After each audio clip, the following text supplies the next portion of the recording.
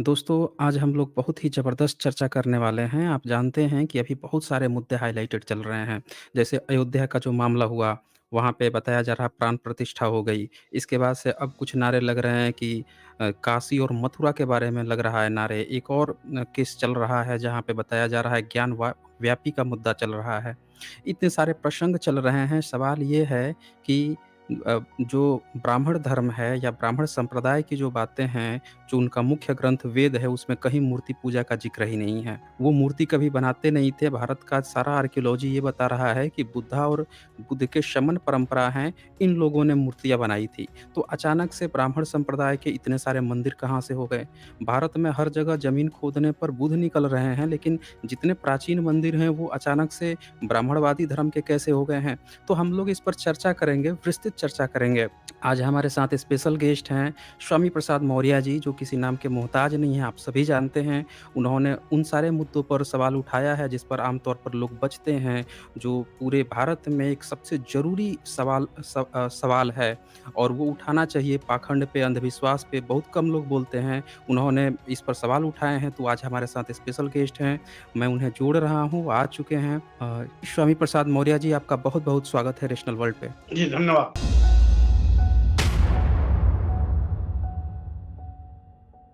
और इसके साथ ही हमारे साथ दूसरे जो हमारे स्पेशल गेस्ट हैं, वो हैं विलास खरात जी। आप जानते हैं काफ़ी इन्फॉर्मेटिव जानकारियाँ देने के लिए विलास खरात जी तो जाने ही जाते हैं, आप सभी परिचय ही हैं। तो चलें हम इस सेशन को आगे बढ़ाते हैं। बहुत-बहुत स्वागत है विलास जी आपका रैशनल वर्ल्ड पे। धन्यवाद। जी, तो सबसे पहले हमारा स्वामी प्रसाद मौर्य जी से ये सवाल रहेगा कि भारत में अभी ये देखा जा रहा है कि बहुत सारे लोग ये सवाल खड़ा कर रहे हैं कि ये जो मस्जिद है, इसके पीछे मंदिर है। तो भारत की जो धरती है वो बुद्ध की धरती कही गई है। आज भी कोई भी यहाँ से वज़ीर-ए-आला विदेश में जाते हैं, वो कहते हैं हम बुद्ध की धरती से आए हैं। ज़मीन खोदने पर बुद्ध मिल रहे हैं, हर जगह बुद्ध मिल रहे हैं।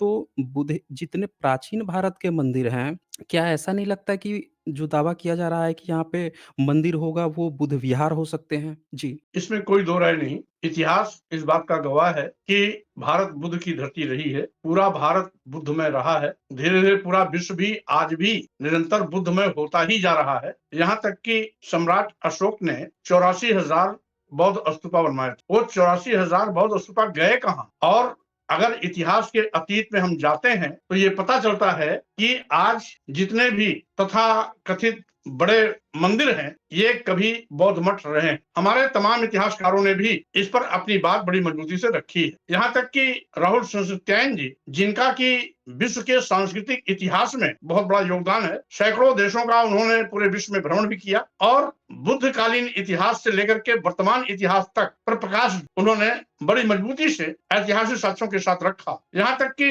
हिमालयन परिचय 1 में राहुल सत्यायन जी जब बद्रीनाथ यात्रा किए थे, तो उन्होंने इस बात का समर्थन किया था बद्रीनाथ मूर्ति को देख करके, और वहां के जो मुख्य पुजारी हैं, जिसको रावल कहा जाता है, उनसे बातचीत में पता लगा कि बद्रीनाथ की मूर्ति सही मायने में बुद्ध की मूर्ति है और बद्रीनाथ मूर्ति कुछ न कुछ खंडित है, यानी बुद्ध की मूर्ति थी जो खंडित थी, उसको बद्रीनाथ के रूप में वहां पर स्थापित किया और ये तो आदि शंकराचार्य के कार्यकाल में स्थापित की गई, वो भी बहुत अतीत काल में नहीं, आदि शंकराचार्य के काल में स्थापित की गई। यह राहुल सत्यायन जी कह रहे हैं, जो स्वयं प्रकांड विद्वान थे और उनका मूल नाम था श्री केदारनाथ पांडे, यानी वो दलित भी नहीं थे, पिछड़े भी नहीं थे, वो सामान्य वर्ग के थे और विश्व के जाने माने इतिहासकार भी थे, साहित्यकार भी थे, कहानीकार भी थे और विश्व भ्रमण का उनका एक लंबा चौड़ा इतिहास भी रहा। इसके साथ ही साथ द हिमालयन गेजेटियर वॉल्यूम 2 पार्ट 1, जिसमें एडविन टी एटकिसन ये साहित्यकार थे, इतिहासकार थे, जिन्होंने कास्मो पब्लिकेशन नई दिल्ली 1981 पेज 463 में इस बात का स्पष्ट उल्लेख किया है कि बौद्ध धर्म 7वीं शताब्दी तक कुमायूं में काफी हद तक स्थापित हो गया था, कुमायूं की पहाड़ियों में। लेकिन 7वीं शताब्दी के मध्य में ह्वेन-त्सांग की यात्रा की तारीख और शंकराचार्य के फलने फूलने की अवधि के बीच ऐसे परिवर्तन हुए कि उनके समय के बाद शायद ही कुमायूं हिमालय में एक भी बौद्ध मंदिर बचा हो। यानी केवल बद्रीनाथ अकेला नहीं था, अनेकों बौद्ध मठ थे। जिस तरीके से इन्होंने बद्रीनाथ बौद्ध मठ को बद्रीनाथ हिंदू मंदिर के रूप में स्थापित किया, इसी प्रकार से केदारनाथ बौद्ध मठ को इन्होंने केदारनाथ मंदिर के रूप में, हिंदू मंदिर के रूप में स्थापित करने का काम किया। एक उत्तराखंड के जाने माने साहित्यकार हैं और वरिष्ठ पत्रकार भी हैं, जिसमें ज्ञानवापी मस्जिद को लेकर के मैंने एक सवाल खड़ा किया था कि प्रत्येक मस्जिद में मंदिर खोजना बंद करें, अन्यथा मंदिरों में लोग अगर बौद्ध मठ खोजना शुरू करेंगे तो अंत में सारे के सारे मंदिर बौद्ध मठ साबित हो जाएंगे। इसलिए धर्म के नाम पर उन्माद पैदा करने वाले लोग 15 अगस्त 1947 के दिन जब हमारा देश आजाद हुआ उस स्थिति को यथावत बहाल रखें, जिससे कि अमन चैन भी रहे, भाईचारा भी रहे, हमारा राष्ट्र भी सशक्त और अक्षुण रहे। भारतीय संविधान के नजरिए से जिस तरीके से हम सभी जाति वर्ण वर्ग के लोगों को समान रूप से सम्मान देने के पक्षधर हैं, वो व्यवस्था बनी रहे। तो इसी परिप्रेक्ष्य में कहना चाहता हूं कि आज शंकराचार्य के समय में ये अभियान चला था, जिसमें कुमायूं की पहाड़ियों में बद्रीनाथ, केदारनाथ आदि तमाम बौद्ध मठों को हिंदू मंदिर में परिवर्तित किया गया था। गजेटियर आप हिमालय डिस्ट्रिक्ट का संदर्भ देते हुए ये पूरा लेख डिटेल में उसमें संदर्भित है। और इसमें यही नहीं, इसमें कई इतिहासकार हैं, E.T. Atkinson, doctor Taylor, doctor Bernal, Wilson, हायसन, चीनी यात्री वैनसांग आदि तमाम इतिहासकारों ने इसकी पुष्टि की है। इसी के साथ ही साथ इंग्लैंड के एक लोकप्रिय इतिहासकार रहे हैं चार्ल्स एलिन, उन्होंने Ashoka the search for India's last emperor 2012 नामक पुस्तक में अपनी भूमिका में लिखा है कि उत्तराखंड का बद्रीनाथ, पुरी का जगन्नाथ, केरल का अयप्पा मंदिर, पंढरपुर का विठलनाथ मंदिर या तो बुद्ध मूर्तियों को देव छवि में या लिंग में परिवर्तित कर बनाया गया। यानी ये सब एक इंग्लैंड का मशहूर इतिहासकार इस बात को बता रहा है कि किस तरीके से इन्होंने तोड़ मरोड़ कर, परिवर्तन कर बौद्ध मठों को हिंदू मंदिर में स्थापित करने का घृणित कार्य किया है। इसके साथ ही साथ स्वामी विवेकानंद ने भी the sages of India in the complete works of Swami Vivekananda Advaita Ashrama Calcutta खंड 3 पृष्ठ 264 में इस बात का जिक्र किया है कि जो कोई व्यक्ति भारतीय इतिहास के बारे में कुछ भी जानता है उसके लिए जगन्नाथ मंदिर एक पुराना बौद्ध मंदिर है। हमने इसे और दूसरों को अपने अख्तियार में ले लिया और उनका पुनः हिंदूकरण कर दिया। हमें अभी भी ऐसे कई काम करने होंगे, ये स्वामी विवेकानंद जी ने कहा जगन्नाथ मंदिर के संदर्भ। इसी प्रकार से बंकिम चंद्र चटर्जी ने भी इस बात का हवाला दिया है, हिंदू त्योहारों की उत्पत्ति पर एक निबंध लिखा पत्रों में, रूपा दिल्ली 2010 पृष्ठ 8 से 9। इसमें स्पष्ट बात को लिखा है कि मुझे पता है कि जगन्नाथ मंदिर में रथ उत्सव की उत्पत्ति का एक और बहुत ही उचित विवरण जनरल कनिंघम से मिल्सा टाफ्ट पर अपने काम में दिया है। इसे बौद्धों के एक ऐसे ही त्योहार से जोड़ते हैं। यानी यह बंकिम चंद्र जी लिख रहे हैं। और इसके साथ ही साथ उन्होंने ये भी लिखा जिसमें बौद्ध आस्था के 3 प्रतीक बुद्ध, धम्म और संघ की एक ही शैली है, एक कार में खींचा गया था। मेरा मानना है कि यह रथ के समान मौसम है। यह इस सिद्धांत के समर्थन में कि एक तथ्य है कि रथ में अब दिखाई देने वाली जगन्नाथ, बलराम और सुभद्रा की छवियां बुद्ध, धम्म और संघ के प्रतिनिधित्व की लगभग प्रतियां हैं। यह बंकिम चंद्र जी ने लिखा। इसके साथ ही साथ Swami Vivekananda the complete works of Swami Vivekananda खंड 3 पृष्ठ 803 809 में विवेकानंद ने एक बार फिर लिखा है, to any man who knows anything about Indian history that very statement proves that whole thing was fraud because the temple of Jagannath is an old Buddhistic temple. ये विवेकानंद जी का वर्जन है। इसके साथ ही साथ हम ये भी कहना चाहते हैं कि अभी तो हमने कुछ इतिहासकारों के बात को यहाँ पर रखा क्योंकि सीमित समय है, इसलिए इसमें अपनी बात रखनी है, तो इसीलिए मैं केवल दृष्टांत के रूप में उसको यहाँ पर प्रस्तुत कर रहा हूँ। और इसी तरीके से D.N. झा इतिहासकार हैं, जाने माने इतिहासकार हैं इस देश के। उन्होंने against the grain notes on identity, intolerance and history में लिखा है कि पूर्वी भारत के सबसे प्रमुख ब्राह्मणवादी तीर्थस्थलों में एक पुरी का जगन्नाथ मंदिर भी 12वीं शताब्दी में पूर्वी गंगा शासक अनंत वर्धन चोड़ गंगा देव के शासन काल के दौरान बनाया गया था। कहा जाता है इसका निर्माण एक बौद्ध स्थल पर किया गया था, यानी बौद्ध स्थल पर किया गया था, बौद्ध स्थल को तोड़ के किया गया था। जबकि जगन्नाथ मंदिर की बौद्ध पृष्ठभूमि पर विवाद हो सकता है, इसमें शायद कोई संदेह है। पूरे जिले में स्थित पूर्णेश्वर, केदारेश्वर, कांतेश्वर, सोमेश्वर और अंगेश्वर के मंदिर या तो बौद्ध फाइबर पर बनाए गए या बौद्ध सामग्री से बनाए गए। इसका मतलब है बौद्ध मठों को तोड़कर बनाए गए। इसी के साथ ही साथ काशी प्रसाद जायसवाल ये भी इतिहासकार हैं और इनका संकलन हम संपादन हमारे प्रोफेसर रतनलाल दिल्ली विश्वविद्यालय के हैं, इन्होंने काफी किया है रामेश्वर धाम के विषय में, जिसमें इन्होंने लिखा है रामेश्वर धाम के विषय में कि मंदिर के दोनों फाटकों के उच्च शिखर दूर से दिखाई पड़ते हैं। वह भुवनेश्वर, बुद्ध गया आदि बौद्ध वस्तुओं को स्मरण कराते हैं। द्वार पर खड़े होकर ऊपर देखा तो बौद्ध काल की कारीगरी देख मन में बड़ा विस्मय हुआ। मुख्य फाटक पर नंदी नहीं, बौद्ध काल का प्रवृत्त जंतु हाथी है। इस तरीके से आज इतिहास इस बात का गवाह है कि प्राचीन भारत पूरा का पूरा बौद्ध कालीन भारत था। जब से षोडश महाजनपद का सृजन हुआ, लोकतांत्रिक व्यवस्था प्रारंभ हुई, लिखत पढ़त का इतिहास है तो बुद्ध के इतिहास से शुरू होता है, बुद्ध के कार्यकाल से शुरू होता है। और साथ ही साथ ये जिसको विष्णु भगवान कहते हैं, ये विष्णु भगवान ब्राह्मणी व्यवस्था के लोगों ने बुद्ध का परिवर्तित नाम दिया है, यानी बुद्ध के पहले विष्णु नहीं थे। अगर बुद्ध के पहले विष्णु होते तो कहीं ना कहीं जिक्र पहले भी आया होता। यह बौद्ध मठों को तोड़कर जब हिंदू मंदिर बनाए जाने लगे तो जिस प्रकार से बद्रीनाथ के मंदिर में बुद्ध को ही विष्णु साबित कर दिया, इसी प्रकार से अन्य मंदिरों में भी किसी न किसी हिंदू देवी देवता का नाम कर उसे हिंदू मंदिर के रूप में स्थापित करा दिया। इसके साथ ही साथ हम यहाँ पर यह भी बताना चाहेंगे कि तमाम राजवंश, बौद्ध काल का एक लंबा इतिहास है जिसमें हर्यक राजवंश, शिशुनाग राजवंश, महापद्मनंद वंश, मौर्य राजवंश, कुषाण राजवंश, ये सारे बौद्ध शासक थे।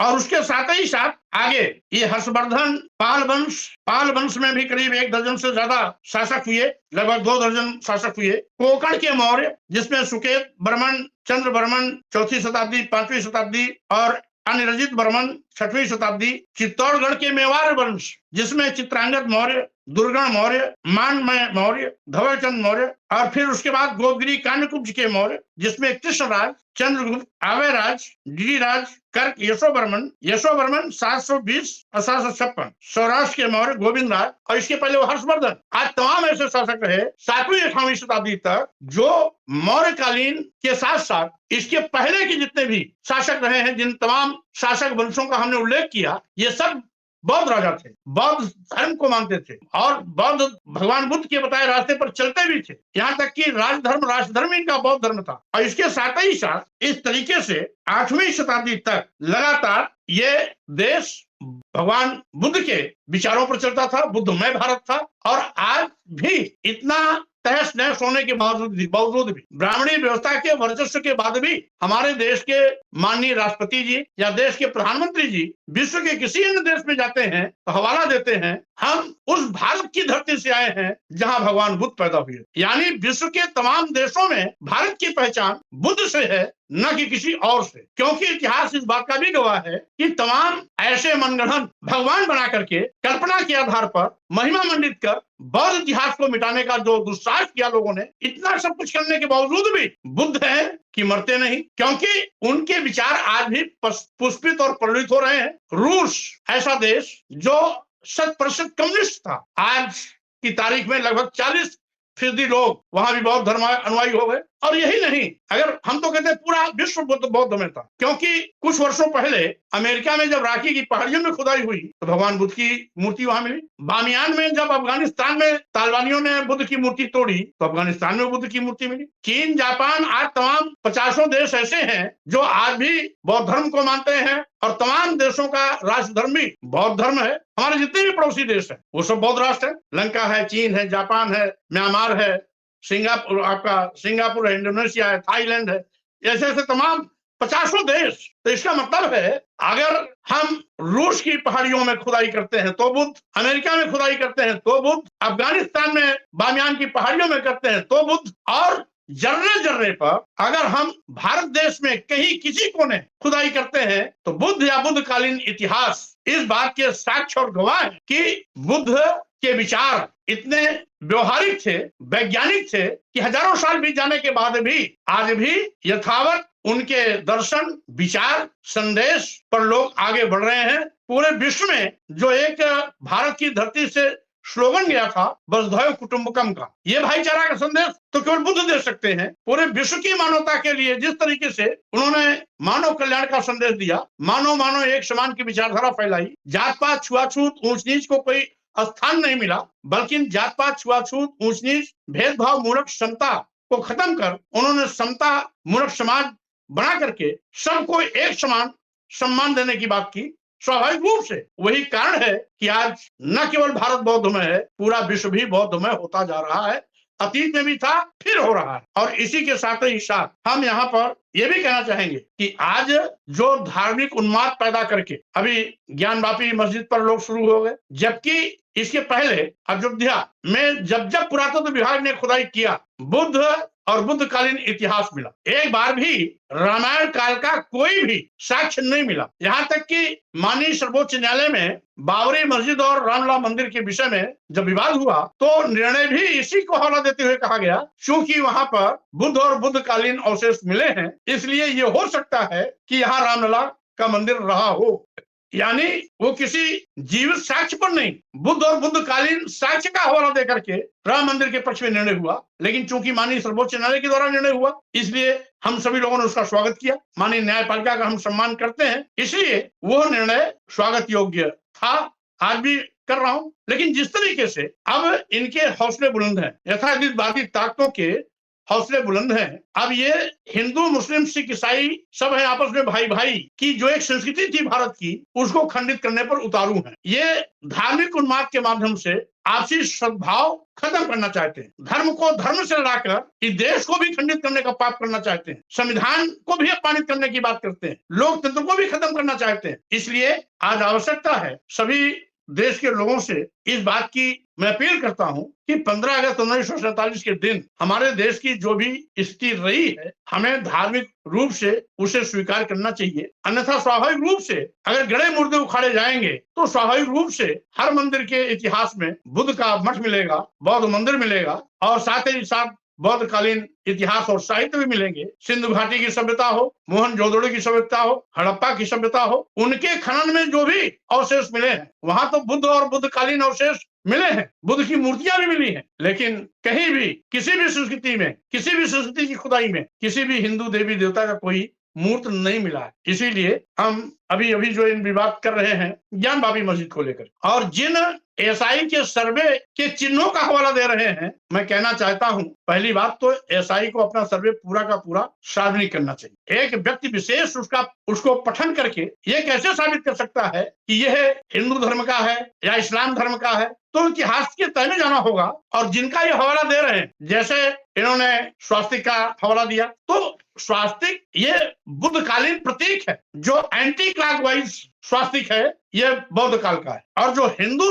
स्वास्तिक है वो क्लॉकवाइज है। दोनों में अंतर है। ज्ञानवापी मस्जिद में जो मिला है वो एंटी क्लॉकवाइज है, यानी ये बुद्धकालीन स्वास्तिक है। अगर स्वास्तिक के आधार पर भी आप डिमांड करेंगे तो वो हिंदू धर्म का नहीं बल्कि वो बौद्ध धर्म का साबित होता है, क्योंकि स्पष्ट है, एक क्लॉकवाइज है, एक एंटी क्लॉकवाइज। जो ज्ञानवापी मस्जिद में मिला है वो एंटी क्लॉकवाइज, और जो एंटी क्लॉकवाइज है यह बौद्ध धर्म का स्वास्तिक है। इसी के साथ ही साथ मैं ये भी कहना चाहता हूं कि आज यह एंटी क्लॉकवाइज हम ऐसे नहीं करें। एंटी क्लॉकवाइज जो हड़प्पा से प्राप्त बुद्धिस्ट स्वास्तिक है, उसमें भी जो स्वास्तिक है वो एंटी क्लॉकवाइज ही है। और इसीलिए अभी भी मैं तमाम धर्म के नाम पर उन्माद पैदा करने वाले उन उन्मादियों से कहना चाहते हैं कि इतिहास होता है, इतिहास को झुठलाया नहीं जा सकता। यही नहीं, पिपरावा में पुरातात्विक वेत्ताओं ने जो खुदाई की थी तो उसमें भी जो स्वास्तिक मिला है वो एंटी क्लॉकवाइज ही है। पिपरावा में भी एंटी क्लॉकवाइज है, और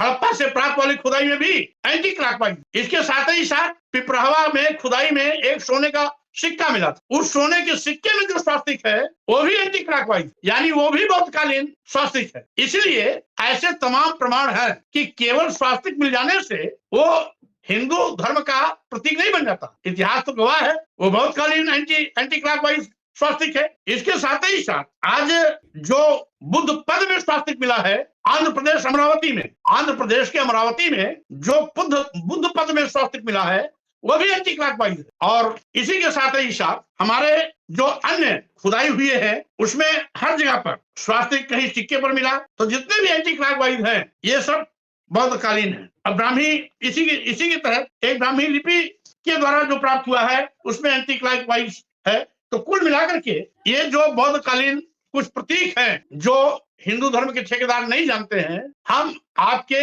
इस चैनल के माध्यम से उनको भी इस जानकारी को परोसना चाहते हैं कि बौद्ध प्रतिमाओं और अनुष्ठानिक वस्तुओं का जो प्रयोग किए जाने वाले प्रतीक थे उसमें यंत्र, घंटा, विश्व वज्र, वज्र किला, कलिका, परशु यानी फरसा, अंकुश, खड्ग यानी तलवार, खतवंग, त्रिशूल, गदा, डंडा, सारा तीर, सारा माने तीर, डमरू, शंख, कंगलिंग, पुस्तक, स्तूप, चंद्र, रत्न और मणि, त्रिरत्न, त्रिरत्न मानी कमल, त्रिरत्न, इसके बाद 3 जो रत्न बुद्ध ने बहुत साहित्य में मशहूर है।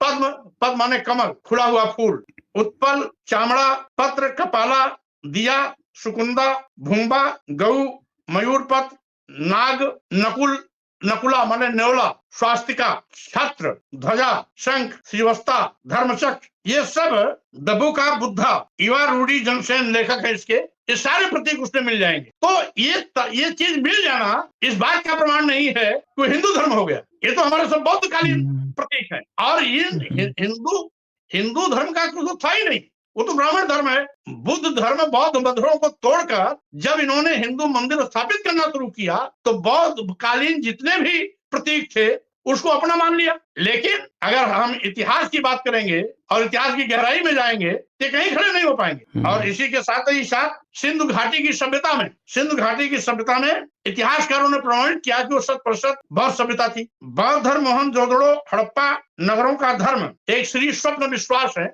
इतिहासकार है, इन्होंने विस्तार से लिखा है। सिंधु घाटी की सभ्यता में पीपल के महत्व को दिखाया गया, जब पीपल जो है बौद्ध धर्म का सबसे लोकप्रिय वृक्ष माना गया है, धार्मिक वृक्ष माना गया है। और इसी पीपल वृक्ष के नीचे भगवान बुद्ध को ज्ञान भी प्राप्त हुआ था, जिसे बोधि वृक्ष कहते हैं। इसी के साथ ही साथ आज हड़प्पा की मिट्टी के बर्तनों पर जो प्रतीक पाए गए वो भी पीपल के पेड़ के बताए गए। तो इसका मतलब है ये सारे के सारे सिंधु घाटी हो, हड़प्पा हो, मोहनजोदड़ो हो, ये सब बुद्ध से प्रभावित थे, बौद्ध के संस्कृति विचारों से प्रभावित थे। और इसी के साथ ही साथ आज बिहार जैसा बड़ा प्रदेश, बुद्ध विहार की बहुतायत संख्या होने के नाते उसका नाम बिहार पड़ा। इसी के साथ ही साथ प्रतापगढ़ के जिस विकास खंड का मैं हूं उसका भी नाम बिहार है। और जब इतिहासकारों ने वहां खोजा तो बिहार में एक टीले पर बुद्ध विहार मिला था। तो हम तो पहले बिहार केवल जानते थे कि हमारे विकास खंड का नाम बिहार है, लेकिन बुद्ध विहार जब मिला तो हमें विश्वास हुआ कि ये तो बिहार इसीलिए नाम है कि पहले यहाँ बुद्ध विहार था।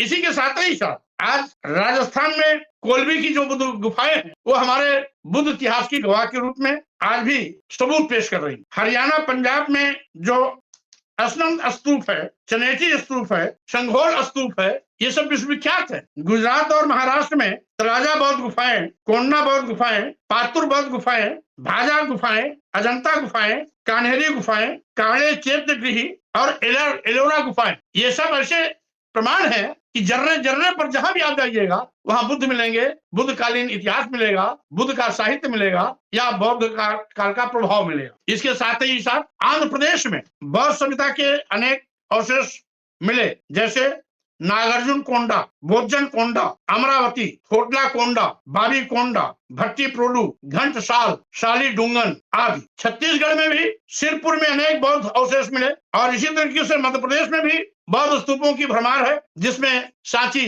बरहु, बैस टेकरी, देउर कोठार, पनगुरारिया, सत्ताधारा जैसे स्थानों में बड़े पैमाने पर बौद्ध स्तूप आज भी उपलब्ध हैं। उत्तर प्रदेश की तो बात जाने दीजिए, उत्तर प्रदेश बिहार तो पूरा का पूरा बुद्धमय है। सारनाथ जहां से तथागत बुद्ध ने पहला संदेश दिया था वो भी उत्तर प्रदेश में। कुशीनगर जहां उन्होंने अंतिम सांस लिया था, परिनिर्वाण प्राप्त किया था, वो भी उत्तर प्रदेश में। श्रावस्ती, साकेत जिसे वर्तमान में अयोध्या कहते हैं, भगवान बुद्ध अयोध्या में 4 वर्षावास किए थे, श्रावस्ती में अनेक वर्षावास किए थे। महाराजा प्रसेनजीत उस समय यहाँ के राजा थे, श्रावस्ती उनकी राजधानी थी, साकेत उपराजधानी थी। तो साकेत श्रावस्ती में तो प्राय रुकते थे, लेकिन 4 वर्षावास उन्होंने साकेत यानी अयोध्या में बिताए। उनके भी तमाम अवशेष यहाँ पर पाए गए, जिनका उल्लेख मैं बहुत पहले एक बार कर भी चुका हूँ, और आवश्यकता पड़ेगी तो मैं उसको विस्तार से फिर से प्रस्तुत कर दूंगा। इसी के साथ ही साथ आज संख्या आज भी सब सारे के सारे उत्तर प्रदेश जैसे प्रदेश में है, और इस प्रकार से पूरे विश्व में हमने कहा ना कि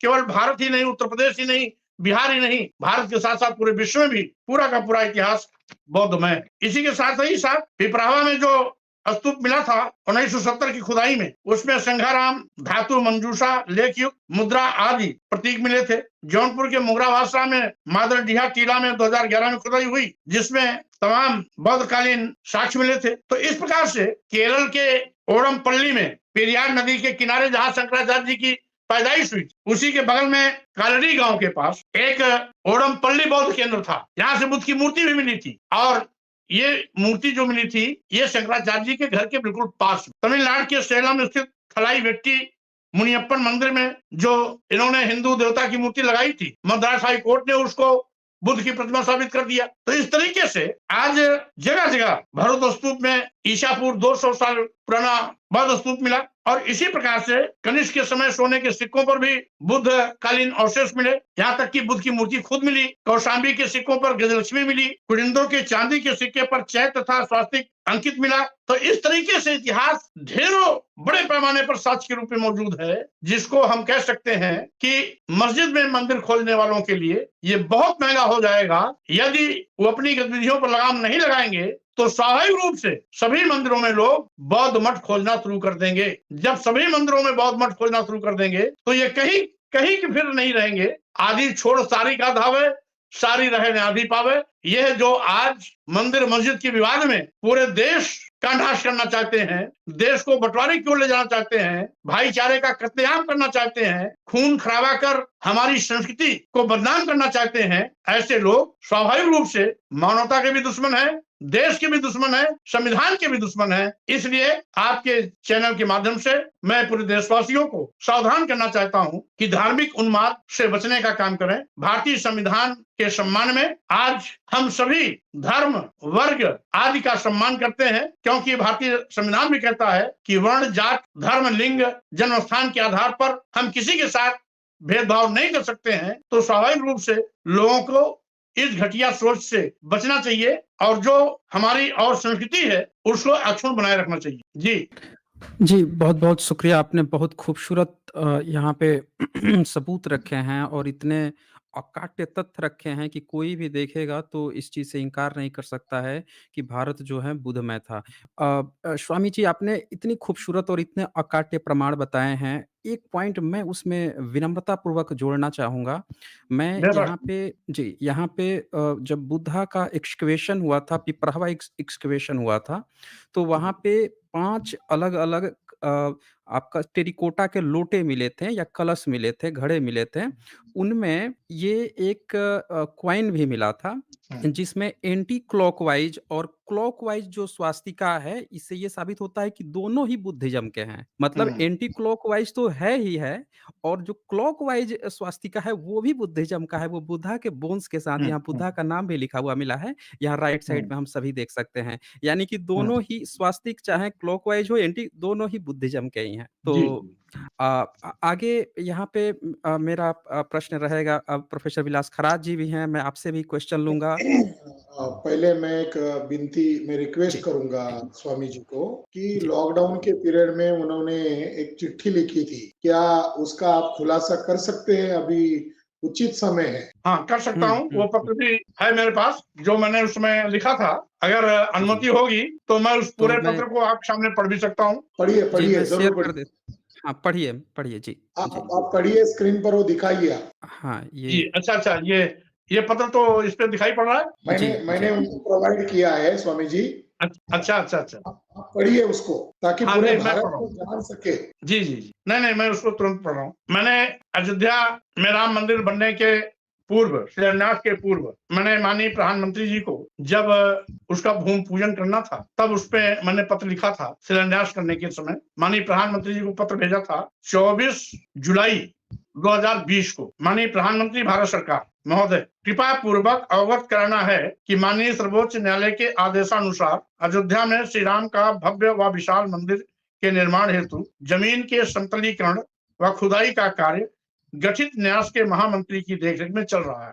समतलीकरण में खुदाई कार्य के दौरान वहां पर बड़े पैमाने पर प्राचीन व पुरातात्विक महत्व के अवशेष प्राप्त हो रहे हैं, जिसका फोटो व वीडियो स्वयं न्यास के महामंत्री ने मोबाइल एवं प्रेस के माध्यम से सार्वजनिक भी किया है। यहाँ तक कि राम मंदिर ट्रस्ट ने इसे मंदिर का अवशेष व खंडित मूर्तियां भी बताया, जबकि ट्विटर पर हैशटैग बौद्ध स्थल अयोध्या हो रहा है तथा लोग दावा कर रहे हैं कि खुदाई में मिले अवशेष बौद्ध धर्म से जुड़े। यहाँ तक कि बड़े पैमाने पर ट्विटर यूजर ने यूनेस्को से इसकी निष्पक्ष खुदाई की मांग भी की है। मंदिर निर्माण स्थल पर मिले अवशेषों में धम्मचक्र और स्तूप भी मिले हैं, जो बौद्ध कालीन अवशेष के जीवंत साक्ष्य हैं। यहाँ ये भी अवगत कराना है कि साकेत एवं अयोध्या के गर्भ में हमारा गौरवमयी अतीत इतिहास छिपा है। यहाँ पर महाराजा चंद्रगुप्त विक्रमादित्य ने जहाँ एक ओर श्री राम का मंदिर एवं अनेक मंदिरों का निर्माण कराया था, वहीं दूसरी ओर महाराजा प्रसेनजित व सम्राट अशोक के कार्यकाल में बौद्ध मंदिर, संघाराम विहार जिसे वर्तमान में सुग्रीव पर्वत कहते हैं, अशोक स्तूप जिसे मणि पर्वत कहते हैं, दातून कुंड जिसे गणेश कुंड कहते हैं, कालकाराम विहार, अंजन वन, मृगदाव आदि प्रमुख बौद्ध स्थल भी निर्मित कराए गए थे। पुरातत्व अवशेष इन दोनों महापुरुषों में से किसी का भी हो, पुरातत्व अवशेष इन दोनों महापुरुषों में से किसी का भी हो सकता है। क्योंकि पुरातत्व अवशेष बुद्धकालीन है या रामकालीन है अथवा सम्राट अशोक कालीन है, यह तो पुरातत्व वेत्ता ही स्पष्ट कर सकते हैं। यहाँ पर यह भी अवगत कराना है कि कांग्रेस के शासनकाल में भी अयोध्या में पुरातत्व विभाग के देखरेख में कई बार खुदाई कराई जा चुकी है, किंतु प्रत्येक बार खुदाई में बुद्ध एवं बौद्ध संस्कृति से जुड़े अवशेष मिलने पर बीच में ही पुरातत्व विभाग द्वारा खुदाई बंद करा दी गई थी। वर्तमान में खुदाई व संतुलीकरण का कार्य पुरातत्व विभाग नहीं अपितु राम मंदिर ट्रस्ट करा रहा है। इसलिए मिलने वाले पुरातत्व अवशेषों पर तथ्यात्मक जानकारी नहीं मिल पा रही है, क्योंकि इसकी विशेषता तो पुरातत्ववेत्ताओं व इतिहासकारों को ही है, न कि इसके इतर किसी अन्य को। मंदिर निर्माण हेतु खुदाई व संतुलीकरण का कार्य भले ही राम मंदिर ट्रस्ट द्वारा कराए, किंतु पुरातत्व विभाग की मौजूदगी में हो, जिससे कि खुदाई में मिलने वाले अवशेष को संरक्षित किया जा सके। संरक्षित पुरातत्व रामकालीन है, बुद्धकालीन है या सम्राट अशोक कालीन है, ये सभी महापुरुष भारतीय संस्कृति की अमर धरोहर व अतीत गौरव हैं तथा विश्व इतिहास में स्वर्णिम हस्ताक्षर भी। इसलिए इन महापुरुषों में से किसी से भी संबंधित पुरातत्व अवशेष अपने आप में अत्यंत महत्वपूर्ण है। अयोध्या खुदाई में मिले पुरातत्व अवशेष का पुरातत्ववेत्ताओं द्वारा विधिवत अध्ययन कराकर सार्वजनिक किया जाना जनहित में अति आवश्यक है। मुझे पूरा विश्वास है कि मेरे अनुरोध पत्र का संज्ञान लेते हुए कदाचित अयोध्या खुदाई में पुरातत्व विभाग को सम्मिलित करने एवं खुदाई में मिलने वाले पुरातत्व अवशेषों को संग्रहालय बनाकर सुरक्षित करने हेतु आवश्यक निर्देश देने की कृपा करेंगे। ये पत्र था जिसको उस समय मैंने माननीय प्रधानमंत्री जी भेजा। पत्र भेजने के बाद पीछे की स्टोरी है, इसको भी आप पब्लिकली कीजिए, ऐसा मैं आपको विनती करता हूँ। जी जी ठीक है खराब जी, वो भी हो जाएगा। जरूर जरूर बताएं कि ये पत्र गया, इसके बाद से रिएक्शन क्या था या इसका क्या रिजल्ट? सरकार की तरफ से क्या फीडबैक आया?